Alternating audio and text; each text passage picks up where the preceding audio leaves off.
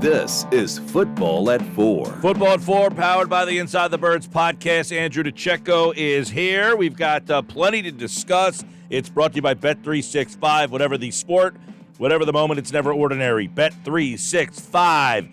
Andrew DiCecco, InsideTheBirds.com. The offseason is here. There is a ton to discuss as we get into all of it right now with Andrew here on the Sports Bash Live on 97.3 ESPN. Andrew, welcome to draft season. What's up, buddy? What's up, MG? How you doing, man? All is good, man. It's not quite draft season yet, although I know you probably are starting to think about the draft. I saw some mock drafts last night. The Eagles actually, keep this in mind, have 3 picks in the top 64. I think people forget about the fact that they added a second-round pick, and we'll probably get a lot of comp picks coming their way. But that's a little ahead of stuff here.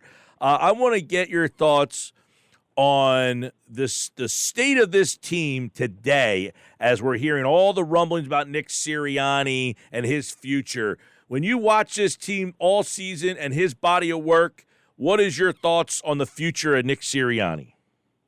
Well, there's obviously a lot of decisions that come into play here. When you look at such a drastic demise that the Eagles had the latter part of the season, right? I mean, I think it's fair to wonder whether Nick Sirianni is the right person to lead this team, given the way that the last game ended in Tampa Bay, 32-9, that blowout. And this is some way that didn't seem to have the answers, Mike, when we were asking them throughout the season and when they were going on that skid after the 49ers game. And, you can always say you're going to fix it, you're going to fix it, you're going to fix it so many times before it becomes apparent that you don't have the answers. How are you going to fix it?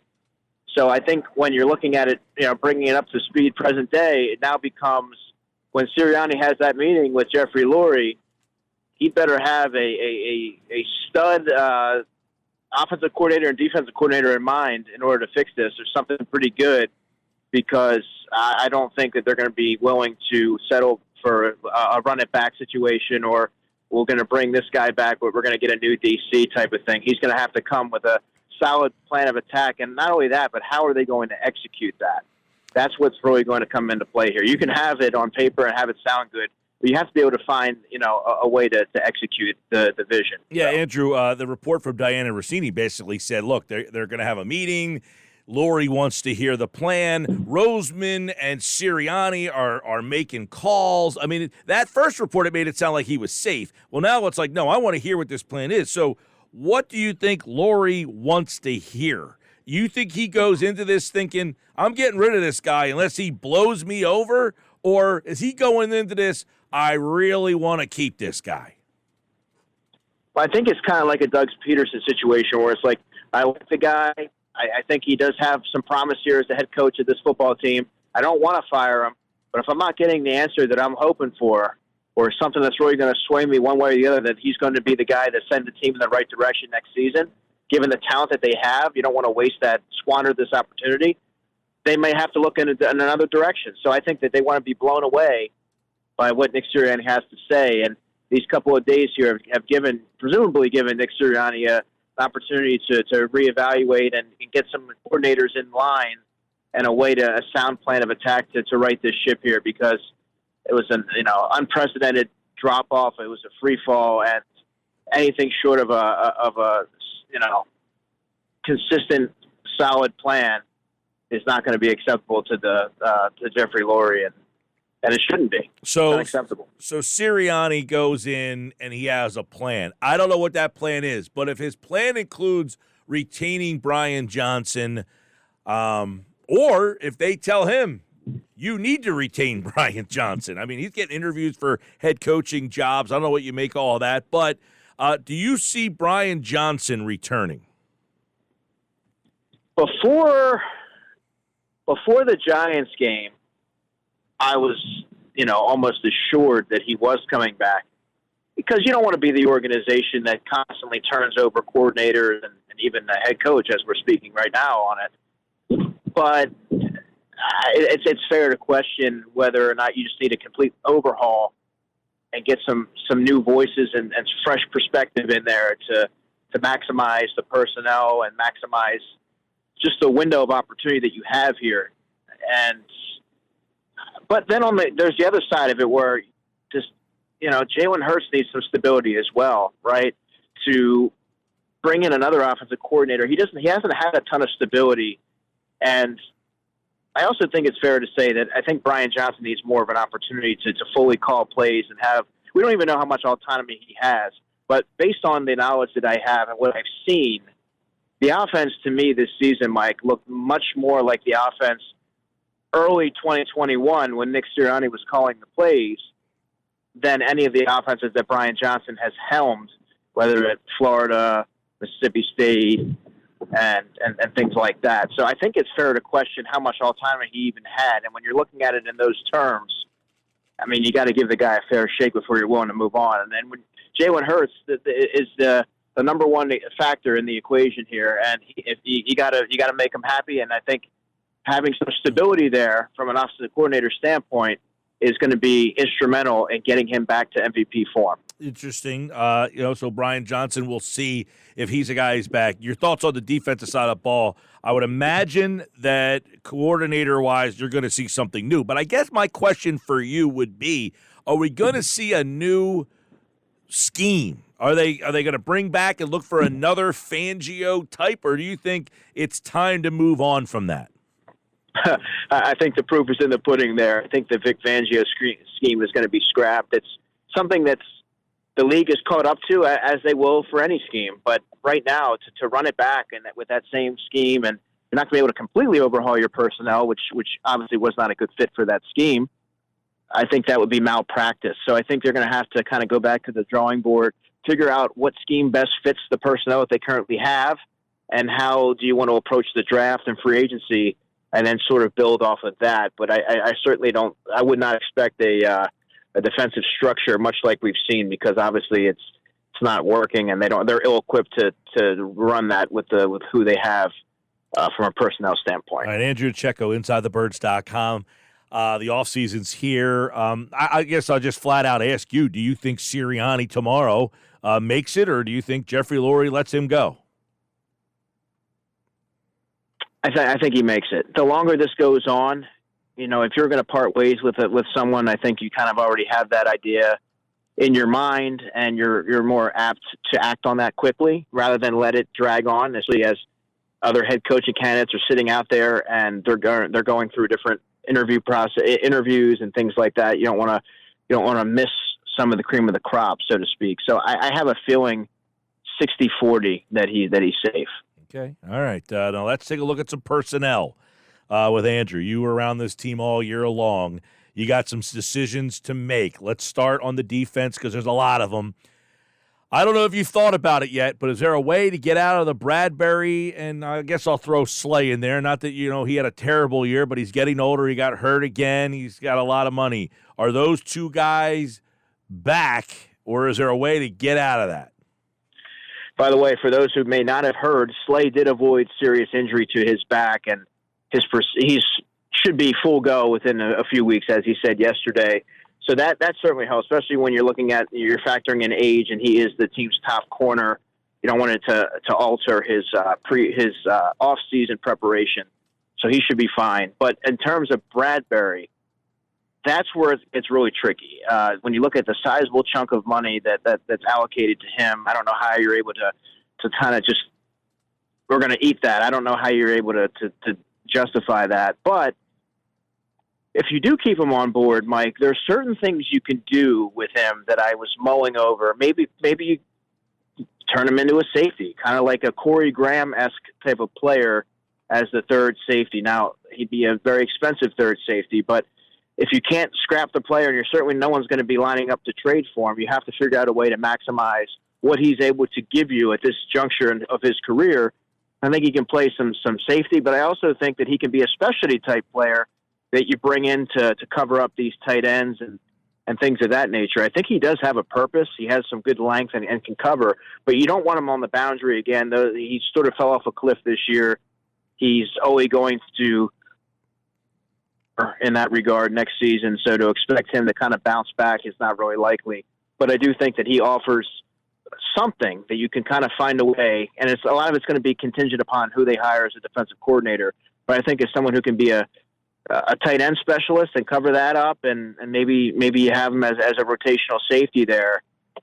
Those are a couple ways you might be able to maximize what you have, or salvage, I should say. You saw a lot of obviously Ricks and Ringo and the younger guys. Are you comfortable entering camp with those guys as potential starters, or is that something they need to target in the draft and or free agency? I mean, this team seemingly has had trouble drafting guys, but could you see them trading for that position, or do you like what they have in-house? Well, I wouldn't go the free agent route. I would either trade for a younger corner like a Patrick Surtain, if should he become available again, and get a young guy in there, or I would look to draft somebody. And I really think that the latter is what they need to do. They need to get younger on defense, but you need to start to develop some homegrown players. And you have Keely Ringo, who showed some promise. Eli Ricks, I really like, and I think that he's endured some growing pains, but I've also seen a lot of good things in development from him. And talking to him all season, you can see it, and his confidence never wavered.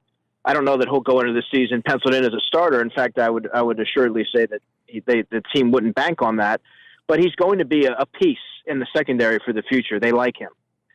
That said, I think Keely Ringo should be a starter at one side. He's proven that much. You have Darius Slay there to be maybe a bridge guy, but I think that they need to take a corner in the first or second round this season and really start to develop that and get younger, especially on the back end. They don't have a lot of speed there. And I think that was glaringly evident as the season wore on when teams were able to take advantage of it.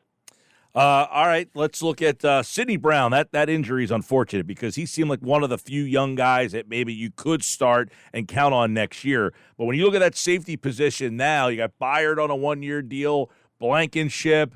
Do they need to revamp those two spots? Absolutely. Absolutely. I think safety, when you look at it, and you mentioned Sidney Brown, and by the way, I spoke to him yesterday. He's scheduled to have surgery next week on his torn ACL.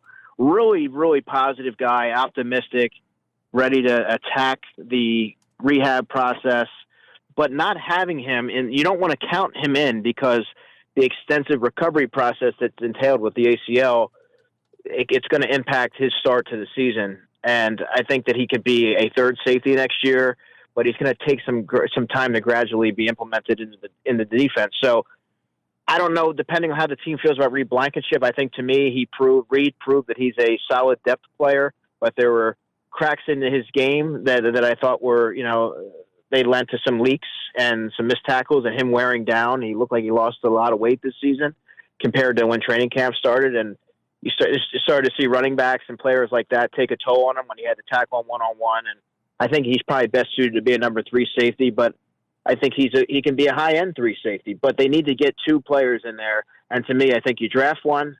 It'd be hard enough for the Eagles to draft one and try and get a blue-chip type player. But I think you need to draft one and you need to sign one in free agency, get younger and more athletic there. Didn't like what I saw from Kevin Byard this season besides what he was able to produce in the Chiefs game. But outside of that, really didn't help alleviate any of the back-end concerns this season and was a culprit in a lot of missed tackles and a lot of communication breakdowns. So they certainly need to. I would get 2 new safeties as well. All right, so you got 2 new safeties potentially there. You might be looking at drafting a corner. The linebacking spot was a mess again. You had duct tape and spackle there. You lost Nakobe Dean. Do you count on Dean again, or do you need 2 new linebackers again? Well, I think it would be malpractice to go into the season saying we have Nakobe Dean as our top linebacker, we're good, because that was their plan last year, turning the keys to the Ferrari over to a vastly unproven player, and then trying to supplement that position with patchwork, Nicholas Morrow, and then when Nakobe was struggling with injury, you saw Zach Cunningham. Then that was your 2 linebackers. I think you need to. This is the offseason where you have to draft one. And quit fooling around at that position and really get something in place because, Nakobe can be a good 2, but he's smaller. He's coming off a season-ending injury, and to kind of go in and put that kind of pressure on a young player to produce and front your linebacking unit, I don't know if that'd be fair to Nakobe, and I think it would be detrimental to the Eagles. They need to get a high-end player in there and then have Nakobe as your 2, and then It's kind of crazy to think about, Mike, because there's a world where going into the draft, your only two linebackers under contract are Nakobe Dean and Ben Van Sumeren.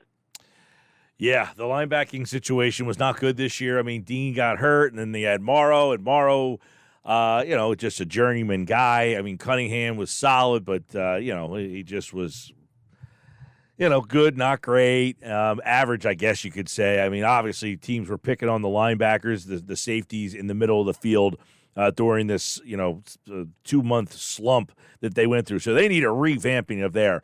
Up front on the defense, you bringing back Brandon Graham, Fletcher Cox, or is it time to finally kind of say, hey, look, these guys have given us everything we could have imagined, but it's time to move on, or do you need to bring those guys back? Well, Fletcher still has plenty left in the tank, and I think that there's going to be a team, perhaps the Cleveland Browns with Jim Schwartz or whomever, whatever they want to do. There's going to be teams out there clamoring to retain to bring in Fletcher Cox, who proved that he hasn't lost a step and he's got plenty more to offer. So I would imagine a team maybe that's eyeing a championship that's really close, that's willing to fork over the amount of money that he's going to command. That's the key there, is going to be apt to bring him in. And I don't know that it'll be here in Philly. If you listen to Jordan Davis talk yesterday, he was speaking in past tense. Fletcher's gone. He's not our security blanket anymore. It kind of, giving you the answers to the test, I would say that they were not expecting him to be back next year, and that those two, him and Jalen Carter, are expecting to have to take a big step forward in their progression and front that unit and be leaders. Brandon Graham, who you mentioned, he's wanted to play 15 years and wanted to play 15 years all with the same team. Now, he may want to come back, but the Eagles have to look at it and say, would it make sense to bring him back? I would only bring him back if he's okay with being the fourth or fifth defensive end. You already drastically reduced his snaps this year, and he became your third end when you got rid of Derek Barnett, and because Nolan Smith really wasn't a factor, and he didn't really have much to offer as your third defensive end. So I think they need to add a lot more depth there from a pass rush standpoint. And I think Graham's a great guy to have in the locker room. He had a sack the other night, which was kind of cool to see him go out that way if that's the way it ends. And there's a spot for him here, but as a fourth or fifth guy in the rotation, not as your number 3 or 4 anymore. A bigger role for Milton Williams? Yeah, and depending on how heavy they are at defensive tackle and how many, and if they go heavy in numbers, and you might be able to see him maybe take some snaps at end, which he's done before. So they have to find ways to get him on the field. He's too disruptive and impactful when he is on the field, and he's one of those players that I feel like you can never find enough snaps for. You got to find a way to get him out there. All right, a couple more with Andrew DiCecco here. DeAndre Swift, running back, tricky one. I mean, had over 1,000 yards, but the money situation, I'm assuming that the Eagles don't want to pay. How do you see that kind of shit? Would you bring him back, number one? And do you anticipate him getting offers on the free agent market? I would. But I don't know that. I think his price tag is going to be even higher than Miles Sanders, so I don't know that that's going to be a logical fit for the Eagles, given what they're looking to invest at that position. And would I bring him back? Absolutely, I would bring him back and have him more as maybe a 1B to a two-headed rushing attack, more of a power running, thunder and lightning approach, which is probably what they thought when they had Rashad Penny, but that obviously didn't work out. And DeAndre Swift made it through the whole season, sans that Giants game at the end of the year. But there were times where it looked like he was wearing down a little bit. So I think to alleviate that, if they were to bring him back, you want to supplement that with adding a power element to the backfield between the tackles runner and then having DeAndre Swift come in as a change-up runner. Then you have Kenny Gainwell there. As for Boston Scott, who is also a free agent, I don't view him as someone that they would look to return. It's not going to cost the team much to bring him back. I just don't know what his role would be, and he would probably be more useful to another team that has carries for him to be able to kind of maximize. Well, and if you're Boston Scott, you're thinking, why do I even want to come back? They give me no role. Even he was the highest paid running back on the team this year, but had no role. If I'm Boston Scott, I don't even want to come back. But what kind of market would he have? I'm sure that factors in. But I would imagine if he gets an opportunity somewhere else, he'd take it. Yeah, absolutely. And like I said, there's a team there's plenty of teams out there that Boston Scott could be a 2 or a third down running back for and contribute offensively and be more than a kick returner. Didn't really have a role here, so he's done a lot here over the years. I just think that sort of has run its course, and he would be more useful to another team. And I think if you're Boston, as you mentioned, you would want to go somewhere else where you have more of an opportunity. A disappointing end to this season, no doubt. But what that means is a very interesting offseason, and that all gets underway tomorrow when Jeff Lurie meets with Nick Sirianni about his future in Philadelphia. Because there's a lot of coaching candidates. A lot of years there's not a lot of candidates that are well-known or established, and you're hiring a guy like a Nick Sirianni, Doug Peterson, guys who just kind of – and the Eagles have done their job hiring and finding these guys. But there are a lot of established coaches this time around that could be interesting. It should be an interesting day tomorrow. And, of course, we'll have it covered for you here on Football at 4. Andrew DiCecco, of course, all offseason and through the draft and more right here on Football at 4. Thanks, buddy. Appreciate it, man. Oh, by the way, did you see Motley Crue's coming to Atlantic City? Oh, when is this? I just saw the announcement. I think it's in March, I want to say. March. My birthday's in March. Maybe I'll go out and check it out. I'll have to double check. I will send you shoot you a text of the date. I thought it was March 30th, but I could be way off on that. But I'll let you know. All right, sounds good, man. All right, Talk soon, Mike. There you go. There's Andrew DiCecco, big music fan, as well as one of the best out there in the business when it comes to breaking it all down. He was with the Eagles all season long, and of course we'll be there for the off season as well here on the Sports Bash Live 97.3 ESPN.